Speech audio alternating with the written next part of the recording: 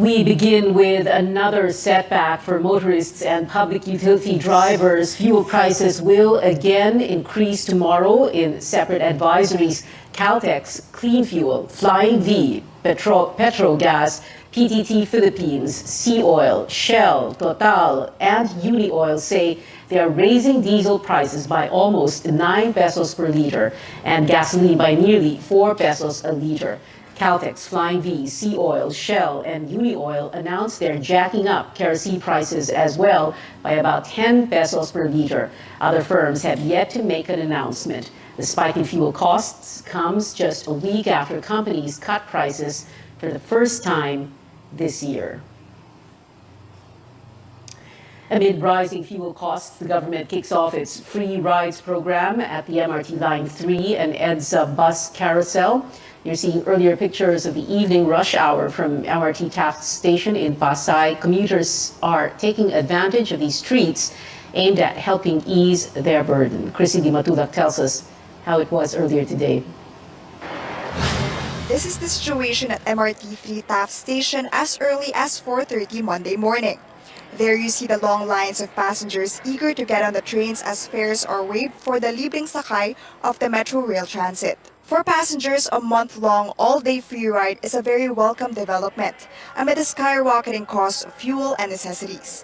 Papunta pa uwi ng Kamuning libre, so mga 50 pesos a day to 50 a week. So 1,000 a month yung matitipid ko. Masaya kasi libre. The free ride comes as the MRT completed the rehabilitation of its train lines. From 12 to 15 trains running per day, there are now 21 operational trains. MRT3 management says they are prepared for the expected influx of passengers this month. We're deploying yung 4-car train set natin. We can accommodate 1,576 in one sitting, no? And at the same time, we're deploying more. Ngayon, 21 trains tayo. So mabilis. Ang headway natin, 4 minutes. Commuters are entitled to free rides from any MRT3 station any time of the day from 5 a.m. to 11 p.m.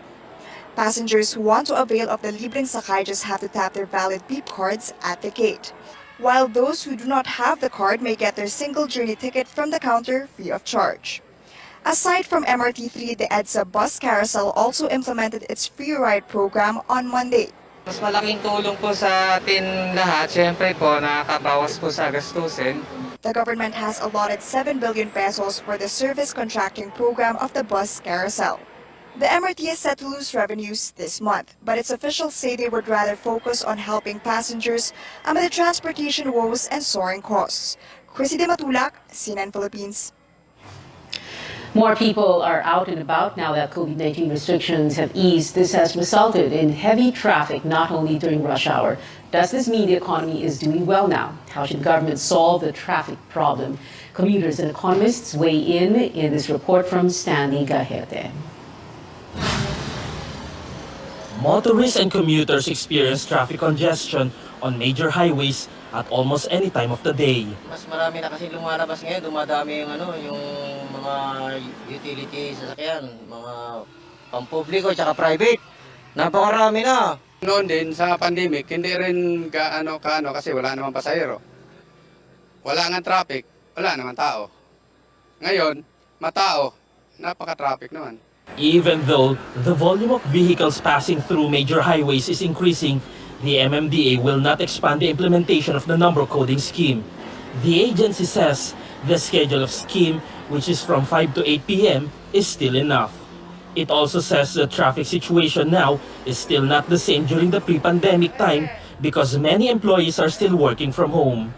Commuters and motorists are divided on the full implementation of the number coding scheme. Kapag wala tayong yung numbers coding, may iwasan natin yung siksikan sa mga public transportation. Balik na, pwede na rin. Mas maigi. At least, medyo siguro mababawasan yung traffic. Experts believe that the traffic congestion is not directly related to economic development, considering that the country has just started recovering from the impacts of the pandemic. Traffic, as studies have shown, would actually imply costs on your economy, opportunity costs amounting to millions, even billions of opportunity losses, because yun nga, there are delays in the movement of goods, services. The economist says it is more important to expand business activities outside Metro Manila and to provide efficient public transport. In so doing, we also become more environmentally friendly, sustainable. Kasi yun din, another cost that traffic brings, okay? And people, quickly would equate it to higher economic activity, higher GDP. It goes together with more efficient public transport systems, more flexible work arrangements, that ultimately, redound to higher productivity. Stanley Gahete, CNN Philippines.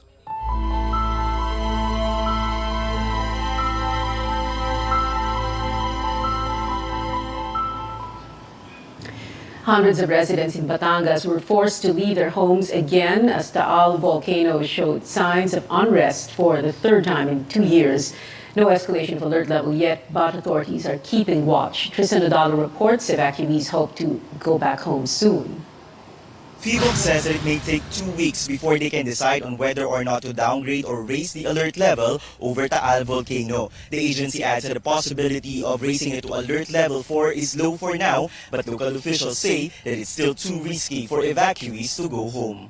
Over 100 families are currently staying in Agoncillo Central School, one of the main evacuation sites in the town of Agoncillo, Batangas. Residents from Barangay Banyaga and Bilibinwang evacuated there because their houses are inside Taal Volcano's 7-kilometer danger zone. It's the third time since 2020 that residents moved to temporary shelters due to Taal's volcanic unrest. Evacuees are hoping this will not be their new normal. Natataranta po ulit, parang yung nauna, tapos impake po ng damit, tapos ayun, likas na. Mahirap po, lalo na sa mga bata, tapos yung higaan po, yung banig lang, tapos sa semento nga po. Siyempre hindi maiwasan kalimitan na magkasakit ganun. Tulad po sa akin, ako may asthma. Sana makauwi na ulit lahat, balik na lang sa normal at hindi na po maulit kasi mahirap po talaga.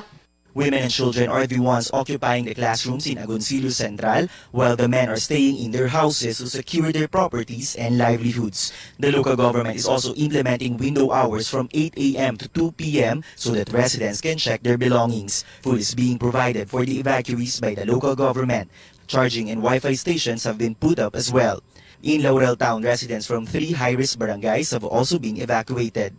Idinala po lahat po dito yung mga sasakyan. Tsaka po yung po mga contact po ng Laurel po na kunyari po mga jeep, truck, nagtulong-tulong naman po sila. Tsaka po yung barangay po ng Buso-Buso, Gulod, tsaka Bugaan is alam na po nila kung saan po sila puputang evacuation center po. Local officials say that campaigning is prohibited inside evacuation centers and that those who are willing to give assistance or donations can course it through the Philippine Red Cross. In Laurel, Batangas, Tristan Odalo, CNN Philippines. In a Senate hearing this morning, Agriculture Assistant Secretary Federico Lasiste admitted he received phone calls from what he says were big names trying to influence anti-smuggling operations. Meron po kasi nung mga hinuhuli ko sir, nung mga cases natin na nakaraan noong 2021, may mga tumatawag po kasi sa akin noon, mga matataas na tao. And pero ang ginawa ko po doon, hindi ko na po inaksyonan. Instead, tinuloy pa rin namin yung paghuli at pagkaso. Senate President Tito Soto has asked for the names of those involved. Meantime, carrot farmers in Benguet say they're losing 2.5 million pesos every day because of smuggling. They say most buyers prefer carrots from China because these can be stored for up to 2 months, while local produce only lasts for 2 to 3 days. Soto says authorities should look into what chemicals are used on the carrots from China to extend their shelf life. Straight ahead on News 9, Senator Manny Pacquiao says he does not rule out withdrawing from the presidential race 5 weeks before the Filipino votes. And a shocking moment in Oscars history, actor Will Smith hits comedian Chris Rock after taking offense at a joke about his wife. Stay tuned to CNN Philippines.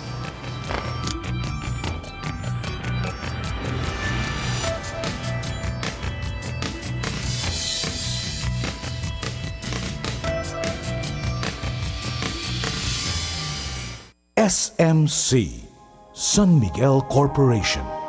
Bisag unsang industriya ang sudlan niini, tinguha sa SMC ang pag-uswag o paglambo sa mga Pilipino. Karon, gikan sa SMC, aniya na ang SMC Davao Cement.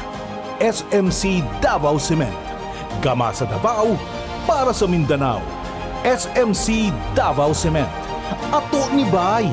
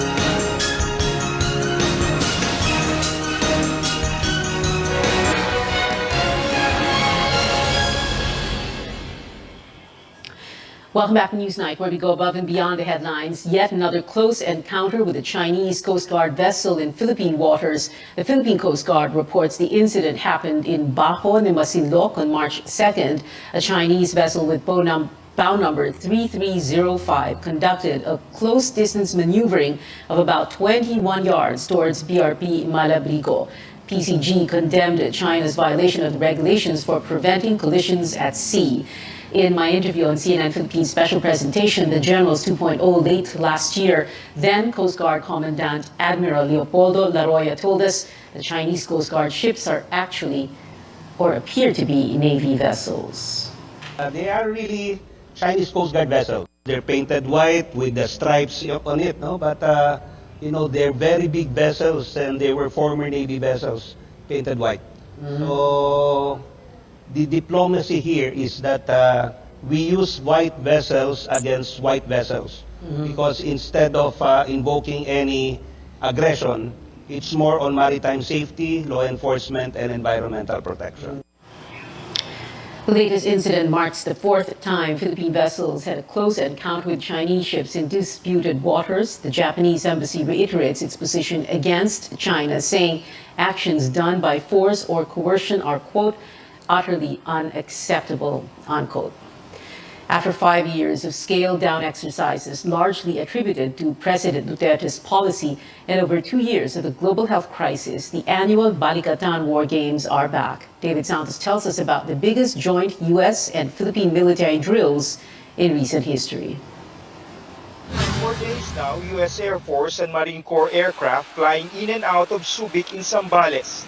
Out at sea, USS Miguel Keith moving logistics to shore for military operations. All these part of Balikatan 2022, said to be the biggest in recent years. This combined joint exercise is an opportunity for the United States and the Philippines to reaffirm our commitment to even more robust ties. Thus, sending a message to the world that the alliance between our countries is stronger than ever. The revitalized Balikatan is being held amid a backdrop of China's continuing aggression in the West Philippine Sea, as well as Russia's invasion of Ukraine. The annual war games forced to scale down since 2017 after an infuriated President Duterte threatened to cut defense relations with the U.S. as he pivoted to China and Russia. With the president soon out of Malacanang and a new administration sets in, the two allied forces now making up for missed opportunities. We are committed in our obligations in our mutual defense treaty. As military professionals, we're charged with being ready when our nations need us most. Close to 9,000 U.S. and Filipino troops will take part in this year's Balikatan that will include live fire exercises and maritime security and urban warfare operations. constantly enhancing joint defense in response to an ever-evolving security landscape. David Santos, CNN Philippines.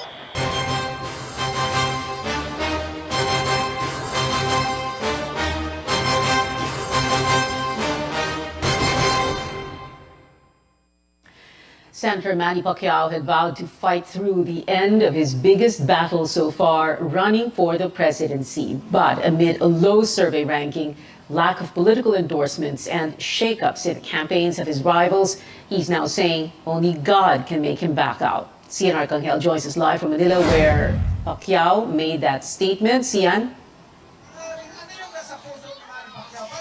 Senator Manny Pacquiao says he's willing to shelve his candidacy if he gets a clear sign from God to back out. A devout born-again Christian, Pacquiao says he will not dispute any divine instruction that he might get from God about his presidential bid. There have been persistent reports that Pacquiao will back out due to his low rating in pre-election surveys. Only a few politicians have also endorsed Pacquiao's presidential bid, unlike some of his rivals for the presidency. Pacquiao has repeatedly said that he's not running for president for personal glory, but to help the poor and fight corruption.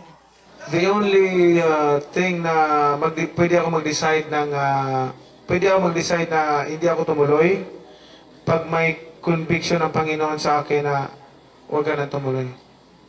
Sino ba naman ako para kontrahin ang Panginoon? Pag may conviction, may pinakita sa akin ang Panginoon, ayaw kong mag-withdraw ako kahit na 2 days before election or 1 day before election.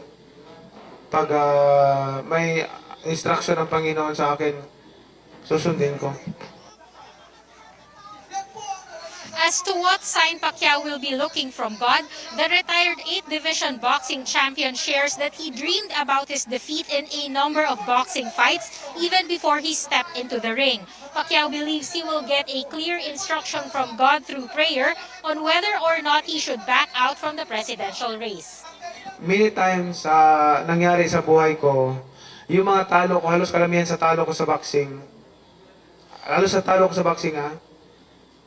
1 week before napanaginipan ko yan. Nananaginip ako ng resulta. Yung sinabi ko na panaginip ko, yun ang exactly nangyari sa fight.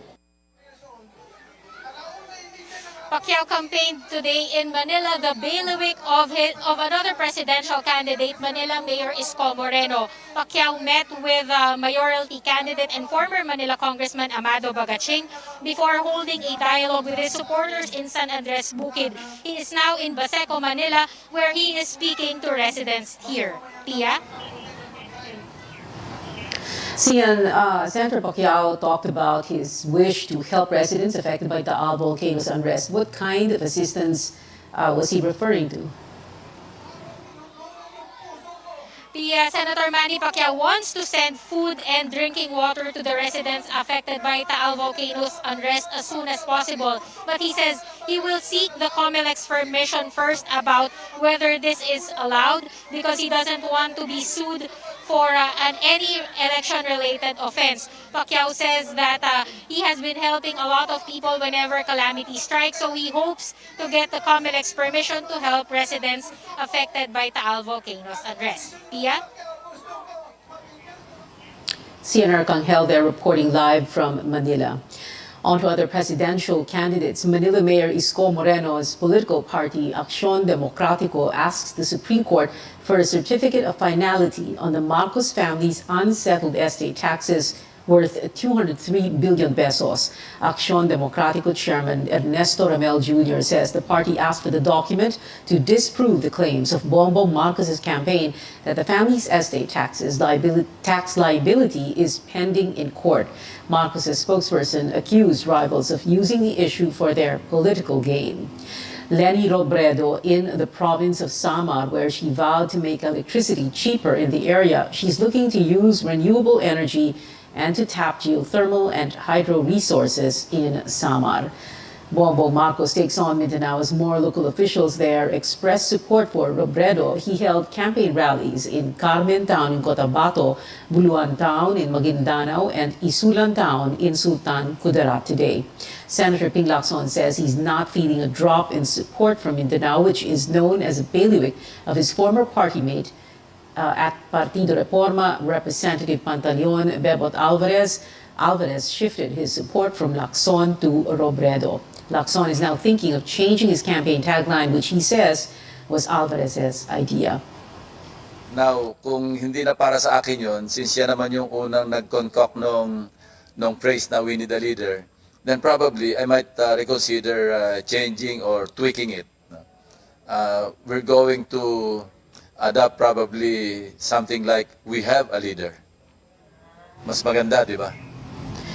COMELEC gearing up for its second debate for presidential candidates. 9 of 10 bets, minus former Senator Bongbong Marcos, will again face off on Sunday, April 3rd, just 2 weeks after the poll body's first series of debates. The upcoming event will focus on government accountability, foreign relations, safety, and security. COMELEC's law department says it is studying if it can impose heftier sanctions on debate skippers on top of a ban from using the free eRally Facebook channel. Wala po tayong umiiral na batas na sinasabing, oy, lahat ng kandidato dapat haharap kayo sa presidential debate. Pag hindi kayo umarap, disqualified o kaya kulong na 1 hanggang 6 na taon. Wala po kasing ganun eh. Kung sa inyong palagay ay komportable kayo sa isang kandidato nyo na hindi umaharap sa debate, nasa inyo po ang desisyon. Kung sa inyong palagay naman, gusto nyo nakikita, nakikipagbanggaan talaga ng talino at kagalingan ng inyong mga kandidato, bay abangan nyo po yung presidential debate, madami tayong matututunan. Marcos did not attend COMELEC's first presidential debate. His running mate, Davao City Mayor Sara Duterte, was also absent from the vice presidential debate without providing a reason, while Buhay Party List Representative Lito Atienza skipped the event as he's recovering from knee surgery.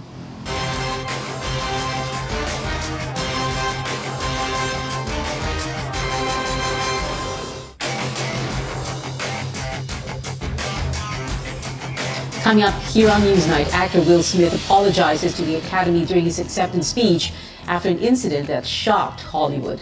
And King James marks another milestone in the NBA. Details next here on CNN Philippines.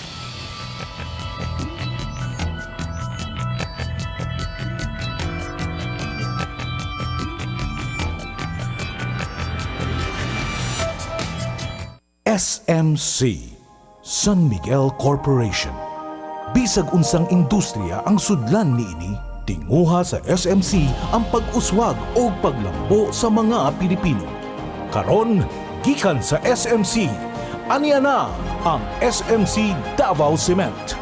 SMC Davao Cement. Gama sa Davao, para sa Mindanao. SMC Davao Cement. Ato ni Bay.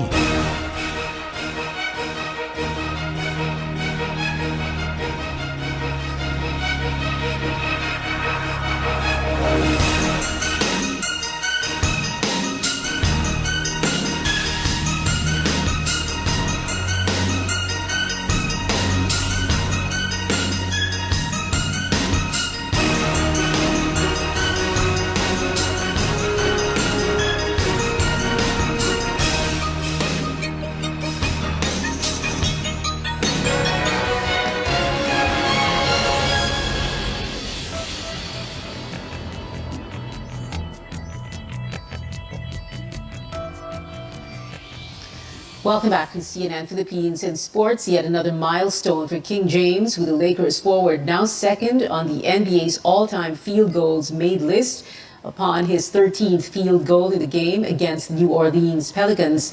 LeBron James passed Karl Malone's record. The star player now has 13,530 FGs to his name. Field goals refer to shots that are not free throws. But it wasn't all wins for LeBron today, with the Lakers suffering their second straight loss. Back here at home, one of the stars of a hit K-drama Reply 1988 posted photographs of himself here in the Philippines. Lee Dong-wee, who played Ryu Dong-ryong on the show, captured some images in Rockwell, Makati, with the caption "Love" plus the Philippine flag emoji. Fans speculate the actor was in the country to film the Disney Plus drama Casino. And Hollywood updates now. It would have been yet another uneventful Oscars with the winners in the Best Picture, Actress, Actor, and Director, as the big news for the day had Will Smith not hit Oscars host, comedian Chris Rock. Let's watch this. Jada, I love you. G.I. Jane 2, can't wait to see it. All right?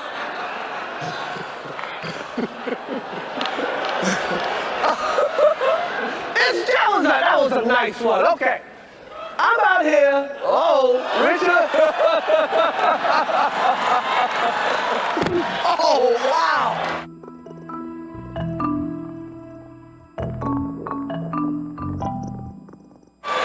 Wow. Will Smith just smacked the shit out of it.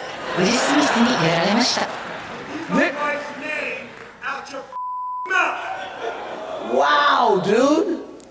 It was a G.I. Jane joke. G.I. Jane のジョークだったんで。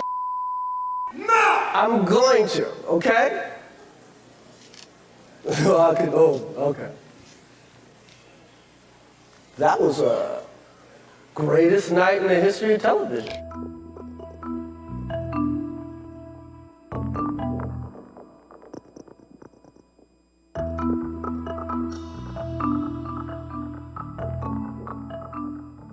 Richard Williams was a fierce defender of his family.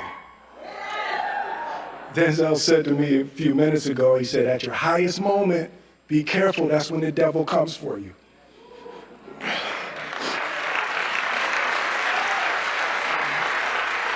I want to apologize to the Academy. I want to apologize to all my fellow nominees. Thank you. Hope the Academy invites me back. Thank you.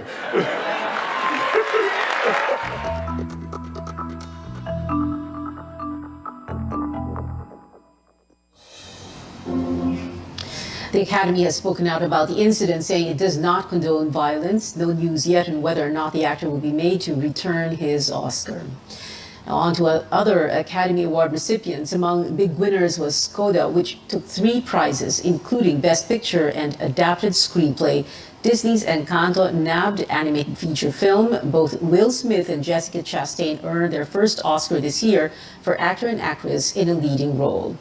A wonderful highlight, though, Lady Gaga with wheelchair-bound Liza Minnelli presenting the Oscar for Best Picture. The pop star says she was honored to do this with a, quote, true show business legend, and continued for Liza when she began to fumble with her words. And that is it for tonight. Join me again on news.ph at 7 p.m. I'm Pia Ontiveros for Newsnight, where we go above and beyond the headlines.